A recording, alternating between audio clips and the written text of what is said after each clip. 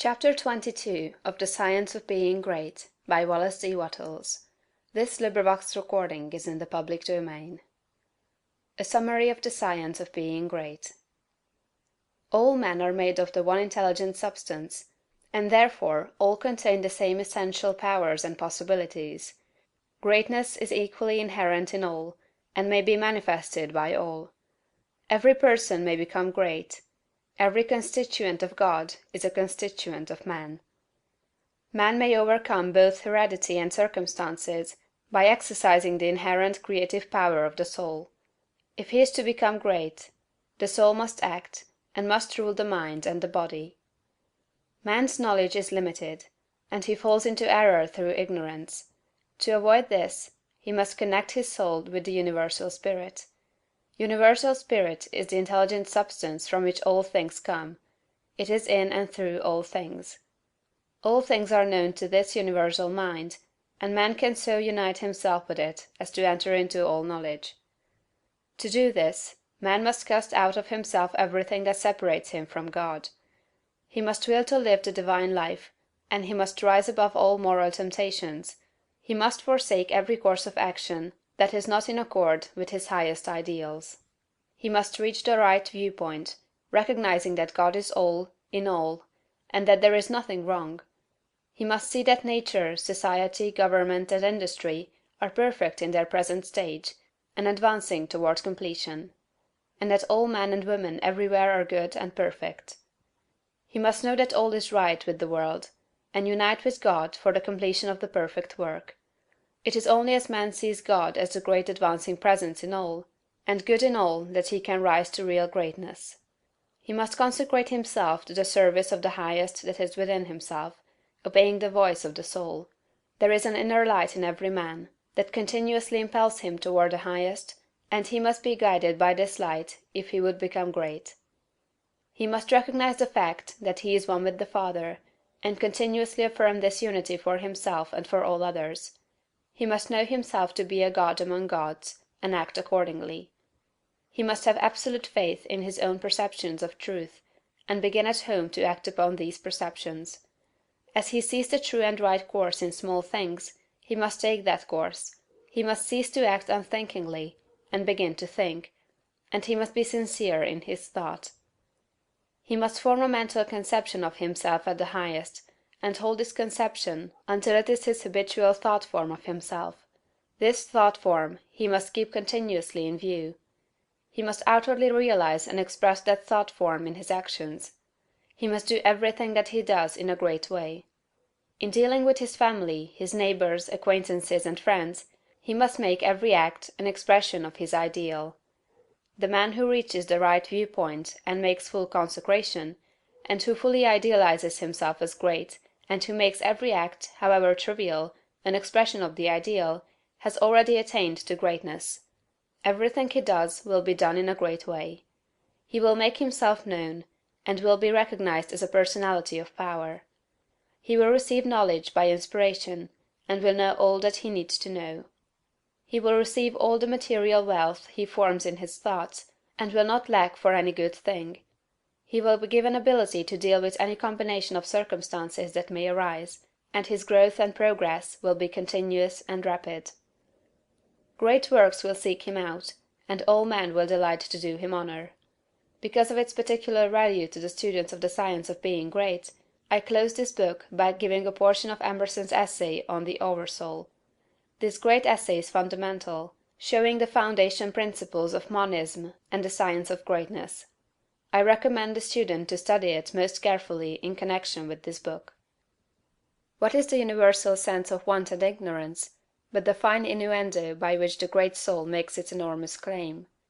Why do men feel that the natural history of man has never been written, but always he is leaving behind what you have said of him, and it becomes old, and books of metaphysics worthless?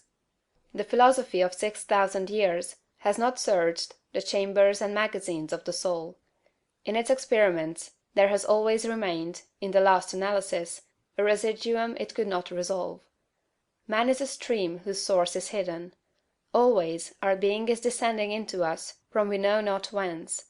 The most exact calculator has no prescience that somewhat incalculable may not balk the very next moment.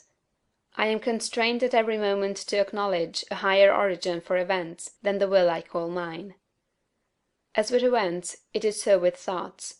When I watch that flowing river, which, out of regions I see not, pours for a season its streams into me, I see that I am a pensioner, not a cause, but a surprised spectator of this ethereal water, that I desire and look up, and put myself in the attitude of reception, but from some alien energy the visions come.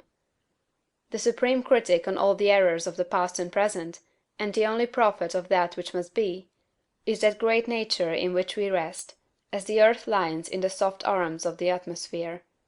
That unity, that oversoul, with which every man's particular being is contained and made one with all other. That common heart, of which all sincere conversation is the worship, to which all right action is submission. That overpowering reality which confutes our tricks and talents, and constrains every one to pass for what he is, and to speak from his character and not from his tongue, and which evermore tends and aims to pass into our thoughts and hand, and become wisdom, and virtue, and power, and beauty. We live in succession, in division, in parts, in particles. Meantime within man is the soul of the whole, the wise silence, the universal beauty, to which every part and particle is equally related, the eternal One. And this deep power in which we exist, and whose beatitude is all accessible to us, is not only self-sufficing and perfect in every hour, but the act of seeing, and the thing seen, the seer and the spectacle, the subject and the object, are one. We see the world piece by piece, as the sun, the moon, the animal, the tree, but the whole, of which these are the shining parts, is the soul.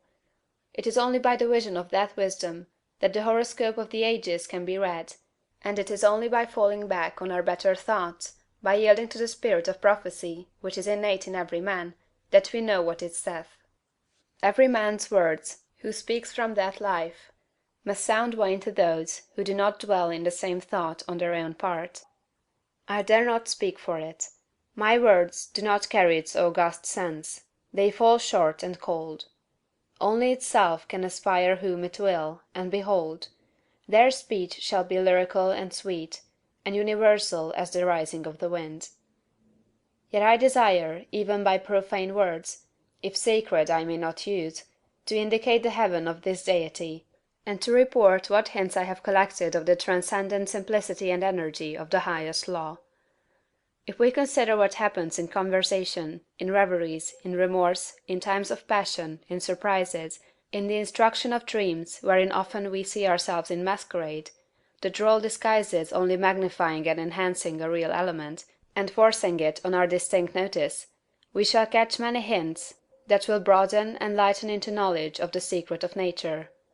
All goes to show that the soul in man is not an organ, but animates and exercises all the organs; is not a function, like the power of memory, of calculation, of comparison, but uses these as hands and feet; is not a faculty, but a light; is not the intellect or the will, but the master of the intellect and the will; is the vast background of our being in which they lie; an immensity not possessed, and that cannot be possessed. From within or from behind, a light shines through us upon things, and makes us aware that we are nothing, but the light is all. A man is the facade of a temple wherein all wisdom and all good abide. What we commonly call man, the eating, drinking, planting, counting man, does not, as we know him, represent himself, but misrepresents himself. Him we do not respect, but the soul whose organ he is, would he let it appear through his action, would make our knees bend. When it breathes through his intellect, it is genius; when it flows through his affection, it is love. After its own law, and not by arithmetic, is the rate of its progress to be computed. The soul's advances are not made by gradation, such as can be represented by motion in a straight line, but rather by ascension of state, such as can be represented by metamorphosis, from the egg to the worm, from the worm to the fly. The growths of genius are of a certain total character, that does not advance the elect individual first over John, then Adam, then Richard, and give to each the pain of discovered inferiority; but by every throe of growth, the man expands there where he works, passing, at each pulsation, classes, populations of men. With each divine impulse, the mind rends the thin lines of the visible and finite, and comes out into eternity, and inspires and expires its air. This is the law of moral and of mental gain. The simple rise, as by specific levity, not into a particular virtue, but into the region of all the virtues. They are in the spirit that contains them all. The soul is superior to all the particulars of merit.